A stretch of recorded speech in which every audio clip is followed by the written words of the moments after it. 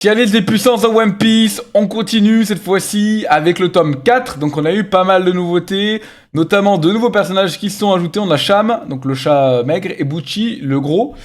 On a pu voir un peu Django et Kuro se battre, même Usopp d'ailleurs, donc on va pouvoir les reclasser tranquillement. Donc maintenant, Usopp, selon moi, est dans faible. Il est quand même plus fort que Kuna, vous allez me dire non, Kuna c'était une épée. Non, ça va, déconnez pas non plus. Usopp, il sait mettre des patates, il a même battu 2 majordomes ou 2 gardes de Kaya, donc il sait quand même se battre. Il est faible, mais il sait quand même se battre.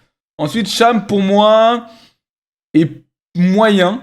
Je pense que je vois mal perdre contre Morgan, contre les autres. Là, je vois vraiment mal perdre. Pareil pour. Comment il s'appelle déjà lui? Oh, j'ai oublié son prénom. Butchi. Je crois que c'est Butchi. Il est quand même. Je pense qu'il est d'ailleurs plus fort que Sham pour moi. Quand même plus fort. Surtout quand il est boosté par Django, parce que Django, à un moment, lui, Butchi ou Butchi, il l'est battu. Et donc Django le boost. Et là, Prime.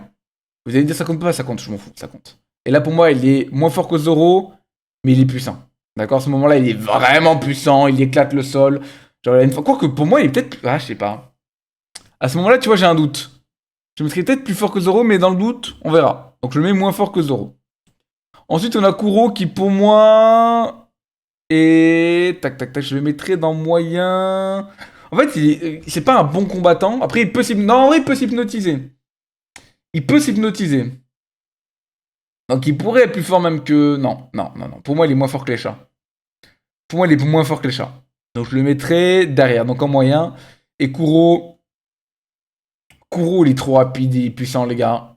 Du peu qu'on a vu, parce qu'en gros, on l'a vu.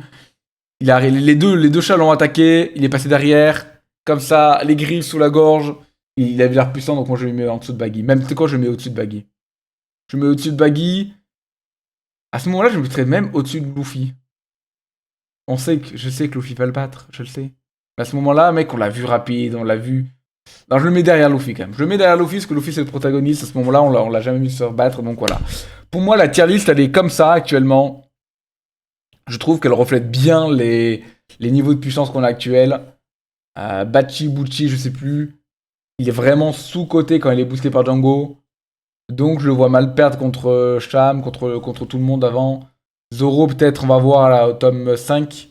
Mais voilà, globalement la tier list elle est là et elle est bien.